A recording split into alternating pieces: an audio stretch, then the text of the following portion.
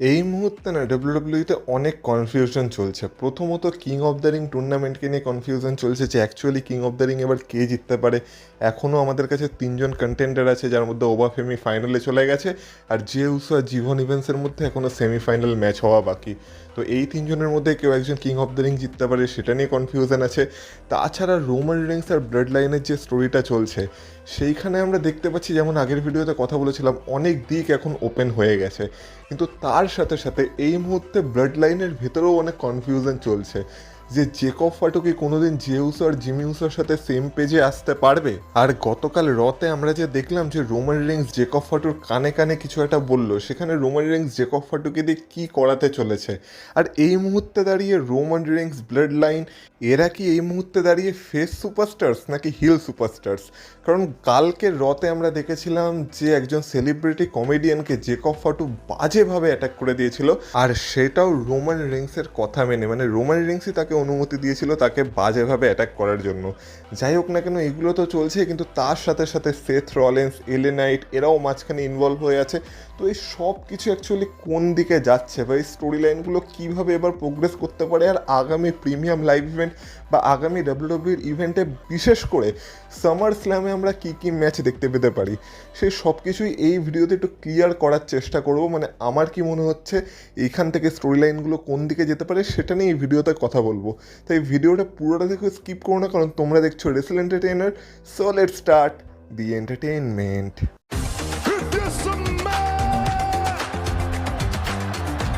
Acknowledge me. Acknowledge me. You there, sitting at home. Acknowledge me. সবার প্রথমে তোমাদের সবার বিশাল বড় একটা কনফিউশন দূর করার চেষ্টা করি, যেটা হচ্ছে রোমান রিংস এই মুহূর্তে কোন ধরনের সুপারস্টার, ফেস সুপারস্টার নাকি হিল সুপারস্টার? আর আমি দেখেছি এই প্রশ্নটা তোমাদের মধ্যে অনেকেই আমাকে কমেন্ট বক্সে কমেন্ট করে বারবার জিজ্ঞাসা করো। তো আমি তোমাদের জানিয়ে রাখি যে এই মুহূর্তে ডাব্লিউডাব্লিউইতে রোমান রিংসের যে স্ট্যাটাসটা না, সেটা হিল বা ফেস সুপারস্টারের থেকে অনেক উপরে। মানে এই মুহূর্তে আমরা রোমান রিংসকে ডিফাইন করে বলতে পারি না যে রোমান রিংস একজন ফেস সুপারস্টার বা একজন হিল সুপারস্টার। যদি কোনো ক্যাটাগরিতে ক্যাটাগরাইজ করতে হয় তাহলে রোমান রিংসকে টুইনার বলা চলে। মানে রোমান রিংস যেমন ফেস সুপারস্টারের মতো আচরণ করতে পারে, তেমনই হিল সুপারস্টারের মতো আচরণ করতে পারে। যেমন আমরা দেখতে পাই রোমান রিংস এখন ফ্যান্সদের সাথে ইন্টারাক্ট করে, তাদের কথা শোনে, তাদের চিয়ারগুলোকে অ্যাকনলেজ করে। এমনকি আমরা এটাও দেখতে পেয়েছি, যেমন আমি একটা উদাহরণ দিলাম যে গতকালের রতে রোমান রিংস একজন সেলিব্রিটি কমেডিয়ানকে অ্যাটাক করার জন্য জেকব ফাটোকে অনুমতি দিয়ে দিয়েছিল। এবার একজন ফেস সুপারস্টার তো সেটা কখনোই করবে না। তো এটা দেখে মনে হয়ে থাকে যে রোমান রিংস তাহলে এখন একজন হিল সুপারস্টার, কিন্তু অ্যাকচুয়ালি রোমান রিংস নিজের মধ্যেই একটা ক্যাটাগরি। কিছু বড় বড় সুপারস্টার আছে ডাব্লিউডাব্লিউইতে যাদেরকে আমরা এই মুহূর্তে আর ফেস বা হিলের ক্যাটাগরিতে রাখতে পারি না।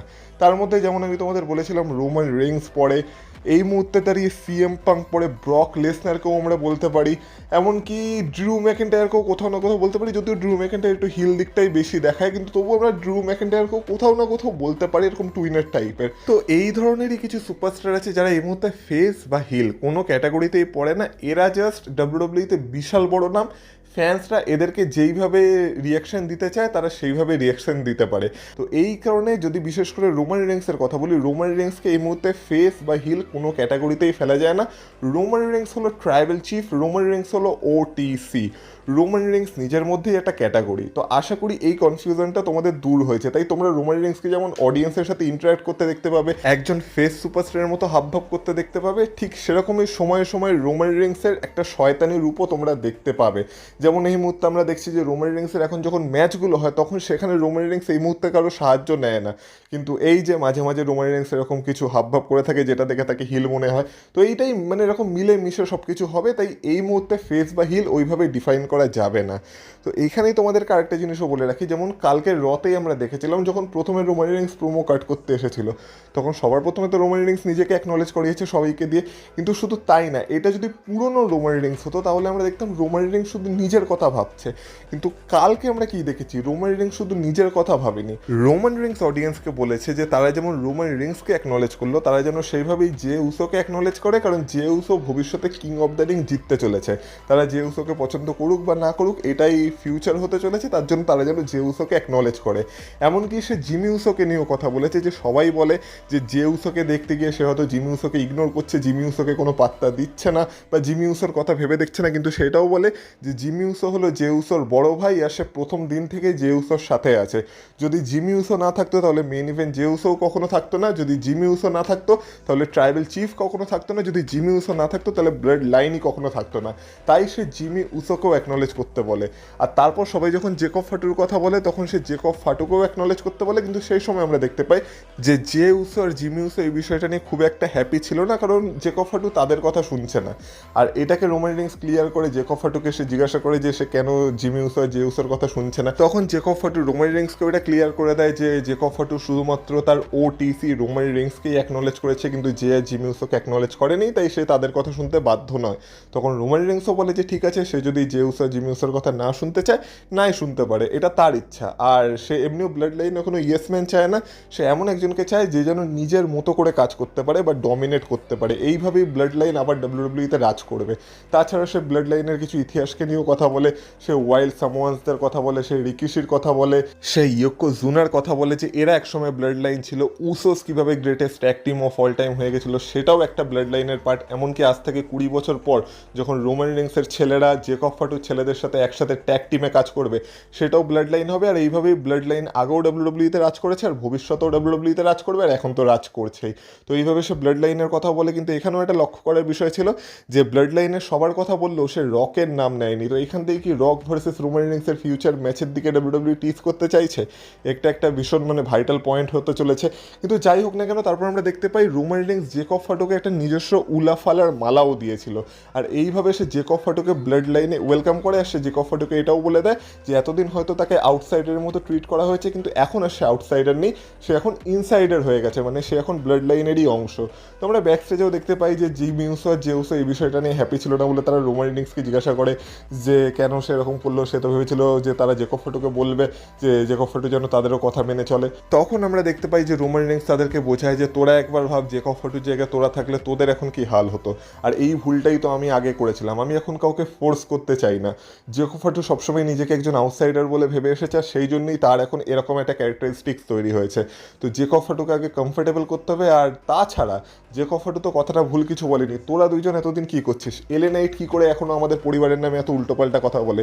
তোরা কি এলে নাইটকে সামলাতে পেরেছিস, নাকি আমাকে আবার জেকব ফাটুকেই পাঠাতে হবে এলে নাইটকে সামলানোর জন্য? তখন জিমি উসো বলে যে ঠিক আছে, আমি এলে নাইটের ব্যাপারটা দেখে নিচ্ছি। কিন্তু সে এলে নাইটের ব্যাপারটা কী বা দেখতো আমরা দেখতে পাই পরে এলে নাইটকেও আমরা রতে দেখতে পাই, যেখানে এলে নাইট এসে আবার সেই ব্লাড লাইনের এগেনস্টে কথা বলতে থাকে। সে বলে যে স্ম্যাকডাউনে সে যে হেরেছে সেটা আগে থেকেই জানতো, সে এটাও জানে যে সোলো সিকোয়াও জে উসোকে হেল্প করার জন্য ইন্টারফেয়ার করেছিল, আর সোলো সিকোয়ার কারণে সে হেরেছে, হ্যানা ম্যানা তানা এইসব কথা আবার বলতে থাকে।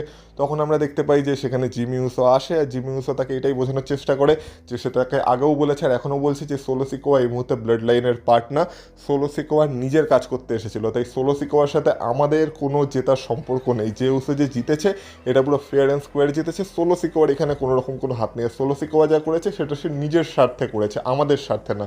কিন্তু এলে নাইট কোনোভাবেই সেটা মানতে রাজি ছিল না। তো আমরা দেখতে পাই সেখানে জে উসো চলে আসে, জে উসো তো এমনিই রেগেছিল। তো আমরা দেখতে পাই জে উসো আর এলে নাইটের মধ্যে হাতাহাতিও শুরু হয়ে যায়। আর প্রথম দিকে তো জিমি উসো সেটাকে বাঁচানোর চেষ্টা করছিল, কিন্তু যখন জিমি উসোকে এলে নাইট ধাক্কা মেরে ফেলে দেয় তখন জিমি উসোরও মাথা গরম হয়ে যায়, আর জিমি উসো তারপর এলে নাইটের উপর অ্যাটাক করে দেয়। তারপর জে উসো চিয়ান নিয়ে আসে, জিমি উসো তখন জে উসোকে আবার একটু আটকানোর চেষ্টা করে, কিন্তু আমরা দেখতে পাই যখন ব্রল কন্টিনিউ হয় তখন এলে নাইটকে আটকানোর জন্য লাস্টে জেকব ফাটুকেই আসতে হয়। আর জেকব ফাটু এসে যখন সামওয়ান ডেথ গ্রিপ আটকে দেয় এলে নাইটের উপর, তখন আর এলে নাইট কিছু করতে পারে না, বলা যেতে পারে এলে নাইটকে সামলানোর জন্য অবশেষে জেকব ফাটুকেই মাঠে নামতে হলো। জে উসো আর জিমি উসো এলে নাইটকে সামলাতে পারেনি। এবার এই বিষয়টা নিয়ে আমরা একটা ব্যাক স্টেজ সেগমেন্ট দেখতে পাই, যেখানে জেকব ফাটু যখন রোমান রিংসকে জানায় যে the twins is not happy about it, প্রথমে তো সে উসোসকে উসোস বলেও ডাকে না, টুইন্স যমজ বলে ডাকে। তো রোমান রিংস বলে আমি জানতাম তারা খুব একটা খুশি হবে না, কারণ তারা এখনও তোকে ভালো মতো বুঝতেই পারেনি। তখন জেকব ফাটু বলে যে আমাকে কোনোদিনই কেউ ভালো মতো বুঝতে পারেনি। তখন রোমান রিংস বলে যে আমি তোকে বুঝি, আর যতদিন তুই আমাকে বুঝবি ততদিন আমাদের দুজনকে কেউ থামাতে পারবে না, কিন্তু আমি চাই তুই আমার জন্য আরও একটা কাজ কর। এই বলে জেকব ফাটু বলে ঠিক আছে, সেটা আর আলাদা করে বলে দিতে হবে না। তো তারপর রোমান রিংস জেকব ফাটুর কানে কানে কিছু একটা বলেছিল, যেটা নিয়ে একটু পরে আলোচনা হবে। তো এই যে নতুন ব্লাড লাইনটা তৈরি হয়েছে, তো এইটা আরও বেশি স্ট্রং হয়ে গেছে। আর যখন জেকব ফাটুকে পুরোপুরি রোমান রিংস নিজের সাইডে পেয়ে গেছে, আর এখন তো জেকব ফাটু পুরোপুরি রোমান রিংসের জন্যই কাজ করছে, এতে আর কোনো ডাউট নেই। তো এখন ব্লাড লাইনকে থামানো সত্যি মুশকিল হয়ে যাচ্ছে। কিন্তু এই যে কানে কানে রোমান রিংস বললো, এটা কি বললো, এইটা নিয়ে এবার একটু ভালো করে আলোচনা করা যাক। কিন্তু সেটার আগে সবার প্রথমে কিং অফ দ্য রিং টুর্নামেন্টের কথাই বলা যাক। তো এই মুহূর্তে যেমন বললাম যে কিং অফ দ্য রিং টুর্নামেন্টে 3 জনই বেঁচে আছে, যার মধ্যে ওভাফেমি ফাইনালে চলে গেছে, আর জেউস আর জীবন ইভেন্টসের মধ্যে সেমিফাইনাল ম্যাচ হবে, তাদের মধ্যে যে জিতবে সে ওভাফেমিকে ফাইনালে ফেস করবে। এবার এইখান থেকে আমি জীবন ইভেন্টসকে একটু আলাদাই রাখি, কারণ আমি আগেও বলেছি দেখো জীবন ইভেন্টস ডাব্লিউডাব্লিউর চোখে একজন বড় সুপারস্টার হতে পারে, কিন্তু এই মুহূর্তে সামার স্ল্যামে একটা ওয়ার্ল্ড চ্যাম্পিয়নকে ফেস করার জন্য আমার মনে হয় না জীবন ইভেন্টস অত বড় সুপারস্টারও এই মুহূর্তে হয়ে উঠেছে বলে। তো জীবন ইভেন্টসকে আমি কিং অফ দ্য রিং হয়ে মানে কিং অফ দ্য রিং জিততে দেখতে চাই না, এটা আমার পার্সোনাল ওপিনিয়ন। তো আমি এখানে জীবন ইভেন্টসকে আলাদাই রাখছি, আর আমার মনে হয় ডাব্লিউডাব্লিউ সেটাই চাইবে। মানে এই মুহূর্তে জীবন ইভেন্টসকে কিং অফ দ্য রিং জেতানোর কোনো মানে হয় না। যাই হোক না কেন, তাহলে বেঁচে থাকলো কে? ওভাফেমি আর জেউসো। তার মানে আমি এটা আশা করে নিচ্ছি যে জেউসো জীবন ইভেন্টসকে হারিয়ে দেবে সেমিফাইনালে, তারপর জেউসো ভার্সেস ওভাফেমির ম্যাচই হবে। কিন্তু এইখানে একটা টুইস্ট আসতে পারে, যেটা হচ্ছে সেমিফাইনাল ম্যাচে যেহেতু এখন এলএ নাইটের সাথে ব্লাড লাইনের পাঙ্গা চলছে, তো এই সেমিফাইনাল ম্যাচে হয়তো এলএ নাইট জেউসোকে হারাতে বা ডিস্ট্র্যাক্ট করতে আসতে পারে, যাতে তার ডিস্ট্রাকশনে জেউসো হেরে যায়। এরকম কিছুর একটা চেষ্টা করতে এলএ নাইট আসতে পারে, যে ব্লাড লাইন যেইভাবে প্রত্যেকটা ম্যাচে ইন্টারফেয়ার করে তাদের সুবিধার জন্য, সেইভাবে এলএ নাইট হয়তো এরকম ইন্টারফেয়ার করে জীবন ইভেন্টসকে ম্যাচটা জিতিয়ে দেবে। কিন্তু এইখানে সম্ভবত জেকব ফাটু এসে এলএ নাইটকে সেইটা করতে বাধা দিতে পারে বা সেই কাজ করতে দিতে না পারে। মানে সোজা কথায় জেকব ফাটু এসে এলএ নাইটকে শায়েস্তা করে দিতে পারে। আর এইভাবে কি হবে, এইভাবে জেউসো আর জিমিউসো এখন যেমন মানে জেকব ফাটুকে ভরসা করতে পারছে না বা সেম পেজে নেই, এইভাবে হয়তো ধীরে ধীরে যখন তারা দেখবে যে জেকব ফাটু তাদের জন্যও আর কি কাজ করছে বা তাদের কথাও ভাবছে, এইভাবে হয়তো তারাও সেম পেজে চলে আসবে ধীরে ধীরে। তো এইভাবে জেকব ফাটু আরও উসোসদের কাছে আসতে পারে। আর পরবর্তীকালে হয়তো যখন জেউসো আর কি কিং অফ দ্য রিং টুর্নামেন্টের ফাইনালে চলে যাবে, তখন হয়তো আমরা জেকব ফাটু ভার্সেস এলএ নাইটের মধ্যে একটা 1-on-1 ম্যাচ দেখে নিতে পারি। তো এটারও সম্ভাবনা আছে। কিন্তু তোমরা যদি ভেবে থাকো যে জেকব ফাটুর কাজ এখানেই থেমে যাবে, তো না, জেকব ফাটুর জন্য আরও বড় কিছু অপেক্ষা করছে, যেটা নিয়ে একটু পরে কথা বলছি। কিন্তু এবার কিং অফ দ্য রিং টুর্নামেন্টের ফাইনালের কথা বলা যাক। তো ফাইনালে যদি ওভাফেমি আর জেউসো ওঠে, তাহলে ফাইনালটা অ্যাকচুয়ালি ইন্টারেস্টিং হয়ে যাবে। এক তো ওভাফেমি যদি ফাইনাল জিতে যায়, তাহলে সম্ভাবনা এটার বেশি আছে যে সে রোমান রিংসকে চ্যালেঞ্জ করবে সামার স্ল্যামে, যেটা একটা বিশাল বড় ম্যাচ হতে পারে। আর যদি জেউসো ফাইনাল জিতে যায়, তাহলে জেউসো কোডি রোডসকে চ্যালেঞ্জ করবে তার আনডিসপিউটেড ডাব্লিউডাব্লিউ চ্যাম্পিয়নশিপের জন্য। আর রোমান রিংস যেমন বলেছিল, জেউসো সেই চ্যাম্পিয়নশিপটাকেও এবার ব্লাড লাইনে নিয়ে আসার চেষ্টা করবে। কিন্তু এবার ফাইনাল যেহেতু নাইট অফ চ্যাম্পিয়ন্সে হবে, সৌদি আরেবিয়া থেকে হবে, তো সৌদি আরেবিয়া তো ব্রক লেসনারকে চাইবে। এবার আমরা দেখেছি সেমিফাইনালে ব্রক লেসনার ইন্টারফেয়ার করেনি, কিন্তু ওভাফেমি বলেছিল যে সে ব্রক লেসনারকে আশা করেছিল। তো সেমিফাইনালে ব্রক লেসনার তার মুখ না দেখালেও, যেহেতু ফাইনাল সৌদি আরব থেকে হচ্ছে, আর সৌদি আরব একটা ভালো অ্যামাউন্টের টাকাই ব্রক লেসনারকে অফার করবে, তো ব্রক লেসনারের অ্যাপিয়ারেন্স আমরা নাইট অফ চ্যাম্পিয়ন্সে দেখতে পেতে পারি। মানে ব্রক লেসনার এই ফাইনাল ম্যাচে এসে ইন্টারফেয়ার করতে পারে। আর এই যে ব্রক লেসনারকে ভীতু বলছে ওভাফেমি, ব্রক লেসনারকে বারবার কল আউট করছে, এই সব কিছুর জবাব ব্রক লেসনার ফাইনাল ম্যাচে এসে দিতে পারে, যার ফলে ব্রক লেসনারের ইন্টারফিয়ারেন্সের কারণে ওভাফেমি ফাইনাল ম্যাচটা হেরে যাবে, আর জেউসো এই ম্যাচটা জিতে যাবে। জিতে কি হবে, জেউসো সামার স্ল্যামে কোডি রোডসকে চ্যালেঞ্জ করবে, আর ওভাফেমির এগেনস্টে আমরা ব্রক লেসনারের ম্যাচ দেখতে পাবো, 3 নম্বর ম্যাচ দেখতে পাবো, যেই ম্যাচটা টিজ এতদিন ধরে ওভাফেমি দিয়ে আসছে আমাদের। তো এইভাবে আমরা ব্রক লেসনার ভার্সেস ওভাফেমি 3 নম্বর ম্যাচ সামার স্ল্যামে দেখতে পাবো। তো সামার স্ল্যামের জন্য ব্রক লেসনার আর ওভাফেমির গল্প সেট হয়ে গেল, কোডি রোডস আর জেউসোর গল্প সেট হয়ে গেল। এবার এইখানে জেউসো জিতবে নাকি কোডি রোডস জিতবে, নাকি এর মাঝখানে র্যান্ডি অর্টনের কোনো ইন্টারফিয়ারেন্স থাকবে, সেটা পুরোপুরি একটা আলাদা গল্প। কারণ আমি তোমাদের বলেছিলাম যে র্যান্ডি অর্টনকে তো এই গল্পের মাঝখানে থাকতেই হবে, যেহেতু এরপরে যদি কেউ চ্যাম্পিয়ন হওয়ার ডিজার্ভ করে, তো সেটা র্যান্ডি অর্টন। তো র্যান্ডি অর্টনকে কীভাবে ডাব্লিউডাব্লিউ এই গল্পের মাঝখানে ঢোকাবে, নাকি রোমান রিংসের কথা মেনে সত্যি জেউসো কোডি রোডসকে হারিয়ে নতুন চ্যাম্পিয়ন হয়ে যেতে পারে, সেটাও দেখার বিষয় থাকবে। কিন্তু এর মাঝখানে আরেকটা টুইস্টও আসতে পারে। যেমন আমরা জানি যে নেক্সট উইকে যে স্ম্যাকডাউনটা হতে চলেছে, সেখানে কোডি রোডস ভার্সেস গান্থারের ম্যাচ হবে, যার স্পেশাল গেস্ট রেফারি হলো স্যামি জেন। তো সেই ম্যাচে যদি ডাব্লিউডাব্লিউ বড় কোনো উলটফের করে দেয়, আর সেইখানে যদি গান্থার নতুন চ্যাম্পিয়ন হয়ে যায়, তাহলে হয়তো আমরা গান্থার ভার্সেস জেউসের একটা রিম্যাচ দেখতে পেয়ে যাব। গান্থার যেমন ওয়ার্ল্ড হেভিওয়েট চ্যাম্পিয়নশিপের জন্য রাসেলমেনিয়াতে জেউসের কাছে ট্যাপ আউট করে হেরে গেছিলো, তো সেটারই একটা রিম্যাচ আমরা আবার নাইট অফ চ্যাম্পিয়ন্সে দেখতে পেতে পারি, যেখানে আবার জেউসো ভার্সেস গান্থারের ম্যাচ হবে ফর আনডিসপিউটেড চ্যাম্পিয়নশিপ। তো সেটারও সম্ভাবনা আছে।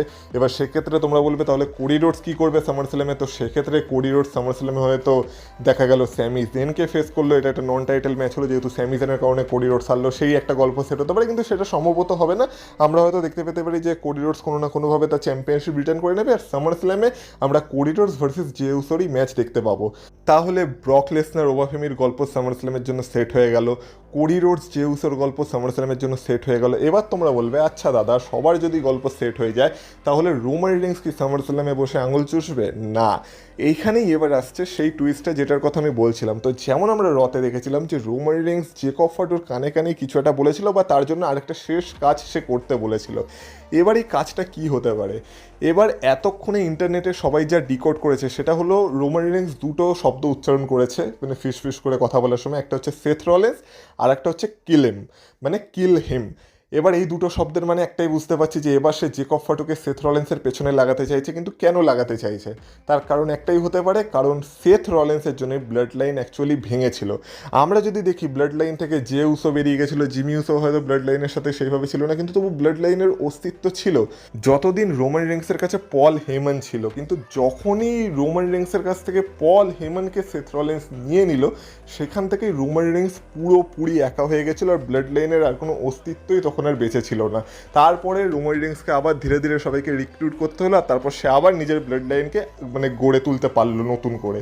তো এই কারণে সব থেকে বড় দোষ যার হতে পারে ব্লাড লাইনকে ভাঙার জন্য, বা তোমরা যদি আরও আগের রেসলমেনিয়ায় ফিরে যাও যেখানে রোমান রিংস কোডি রোডসের কাছে হেরেছিল, সেখানেও হারার পেছনে একটা বিশাল বড় কারণ ছিল সেথ রলেন্স।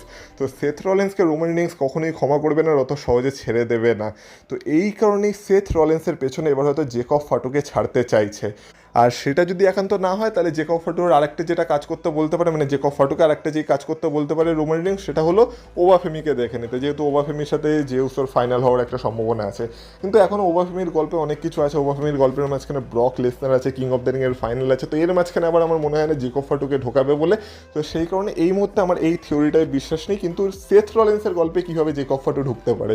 তো আমরা যেমন কালকের রতে এটাও দেখেছি যে নাইট অফ চ্যাম্পিয়ন্সের জন্য সেথ রলেন্স ভার্সেস ব্রন ব্রিকারের মধ্যে একটা স্টিল কেজ ম্যাচ অ্যানাউন্স হয়ে গেছে। এবার এই ম্যাচের সম্ভবত, যদিও এটা স্টিল কেজ ম্যাচ, কিন্তু তবু আমরা হয়তো দেখতে পাবো যে আউটসাইড ইন্টারফিয়ারেন্সের চেষ্টা তো হবেই, যেখানে লোগান পল, যেহেতু সেও এখন ফিরে এসেছে, তাই লোগান পল, অস্টিন থিওরি এরা এসে কোনো না কোনোভাবে ব্রন ব্রিকারকে সাহায্য করতে চাইবে। ওদিক থেকে স্ট্রিট প্রফিটস এসে তাদেরকে সরিয়ে নিয়ে যাবে। কিন্তু এইখানে একটা বড় জিনিস আমরা দেখতে পেতে পারি, যখন হয়তো আমরা ভাববো যে এই ম্যাচটা তো এবার পুরো কনফার্ম হয়ে গেল যে সেথ রলেন্স জিততে চলেছে বা সেথ রলেন্সের কাছে মোমেন্টাম থাকবে, সেই সময় হয়তো জেকব ফাটু এই ম্যাচে আসতে পারে, জেকব ফাটু এই ম্যাচে ইন্টারফেয়ার করতে পারে, আর জেকব ফাটুর ইন্টারফেয়ারেন্সের কারণে হয়তো সেথ রলেন্স এই ম্যাচটা হেরে যেতে পারে। কারণ প্রথমত স্টিল কেজ ম্যাচে কোনো ডিসকোয়ালিফিকেশন থাকে না, তাই জেকব ফাটু যদি কোনোভাবে কেজের ভেতর প্রবেশ করে যায় তাহলে সে আরামসে সেথ রলেন্সকে অ্যাটাক করতে পারে, আর সেইটারই ফায়দা তুলে হয়তো ব্রন ব্রিকার ম্যাচটা জিতে যেতে পারে। কারণ ব্রন ব্রিকারকে তো এই মুহূর্তে আমার মনে হচ্ছে না যে সেথ রলেন্সের কাছে হারাবে। আবার সেথ রলেন্সকেও যদি ব্রন ব্রিকারের কাছে ক্লিন হারিয়ে দেয় তাহলে সেটা সেথ রলেন্সের ক্যারেক্টারের জন্য ঠিক কথা হবে না, কারণ অলরেডি একবার সেথ রলেন্স ব্রন ব্রেকারের কাছে হেরে গেছে, আর একটা ম্যাচ ব্রন ব্রেকার মানে সেথ রলেন্সের কাছে হেরে গেছে। তো এবার এদের মধ্যে যে ম্যাচটা হতে চলেছে সেখানে নির্ঘাত এবার যেই জিতুক না কেন সেটা ফেয়ার অ্যান্ড স্কোয়ার তো হবে না। তো এইভাবে যদি ব্রন ব্রেকারকে ফিউচারের জন্য বিল্ড করতে চায় তাহলে ব্রন ব্রেকারকে ভিক্টরি দিতে হবে, আর ব্রন ব্রেকার এইভাবেই সেথ রলেন্সকে হারাতে পারে যখন জেকব ফাটু এসে সেথ রলেন্সকে ডিস্ট্র্যাক্ট করবে বা সেথ রলেন্সকে অ্যাটাক করবে। তো এইভাবে জেকব ফাটুর কারণে ব্রন ব্রেকার ম্যাচটা জিততে পারে। তো ব্রন ব্রেকারের গল্প তো সেথ রলেন্সের সাথে শেষ হয়ে যাবে, কিন্তু এবার যেহেতু জেকব ফাটু সেথ রলেন্সকে অ্যাটাক করেছিল, তো এবার ডিরেক্ট সেথ রলেন্সের গল্প শুরু হয়ে যাবে রোমান রিংসের সাথে। কারণ সেথ রলেন্সও জানে জেকব ফাটু তো জাস্ট রোমান রিংসের কথা মেনেই চলছে, তো জেকব ফাটুর সাথে তো সেথ রলেন্স হয়তো সেরকম কিছু করবে না। কিন্তু এইখান থেকেই সামার স্ল্যামের জন্য আমরা যে ম্যাচটা দেখতে পেতে পারি সেটা হতে পারে Roman Reigns versus Seth Rollins for world heavyweight championship. তো আমি অনেকটা ক্লিয়ার করার চেষ্টা করেছি যে এখান থেকে স্টোরি লাইনগুলো এরপর কীভাবে প্রোগ্রেস হতে পারে। তাহলে এখান থেকে আমরা কী কী দেখছি? এখান থেকে আমরা দেখতে পাচ্ছি ওবাফেমি আর Jey Uso king of the ring এর ফাইনালে উঠছে, ব্রক লেসনার নাইট অফ চ্যাম্পিয়ন্সে অ্যাপিয়ার করছে, ওবাফেমির ম্যাচে ইন্টারফেয়ার করছে, ব্রক লেসনারের কারণে ওবাফেমি হারছে, যার ফলে সামারস্ল্যামে ব্রক লেসনার ভার্সেস ওবাফেমির ম্যাচ সেট হচ্ছে। ওভা ফেমির হেরে যাওয়া মানে হচ্ছে Jey Uso king of the ring জিতে যাচ্ছে, মানে জেউসো হচ্ছে এই বছরের কিং অফ দ্য রিং, আর তারপর সে সামার স্ল্যামে কোডি রোডসকে বা সেই সময় যে চ্যাম্পিয়ন থাকবে তাকে চ্যালেঞ্জ করছে। আর এইভাবে জেউসো আর কোডি রোডসের ম্যাচও সামার স্ল্যামের জন্য সেট হয়ে যাচ্ছে, বা জেউসো আর গান্থারের ম্যাচ সামার স্ল্যামের জন্য সেট হয়ে যাচ্ছে যদি গান্থার নতুন চ্যাম্পিয়ন হয়ে যায়। তো যদি জেউসো ভার্সেস গান্থারের ম্যাচ হয় তাহলে আমরা কোডি রোডস ভার্সেস স্যামিজেনের ম্যাচ পেয়ে যাচ্ছি সামার স্ল্যামে।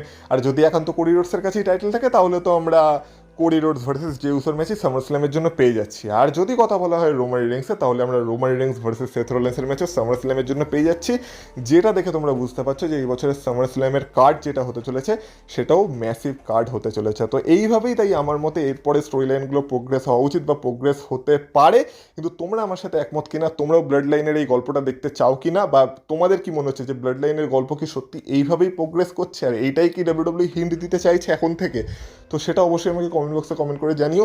ভিডিওটা ভালো লেগে থাকলে ভিডিওটাতে একটা লাইক করে দিয়েছো, চ্যানেলে নতুন হয়ে থাকলে চ্যানেলটাকে সাবস্ক্রাইব করে দিয়েছো। আমাকে ইনস্টাগ্রাম আর ফেসবুকে ফলো করতে চাইলে তার লিঙ্ক পেয়ে যাবে তোমরা এই ভিডিও ডিসক্রিপশনে, তো সেখান থেকে তোমরা আমাকে ফলো করে আসতে পারো। ভিডিওটাকে তোমার বন্ধুদের সাথে শেয়ার করো, পারলে ভিডিওটাকে হাইপ করো। তোমাদের সাথে কথা হবে আবার পরের ভিডিওতে, ততক্ষণ তোমরা ভালো থেকো, টাটা।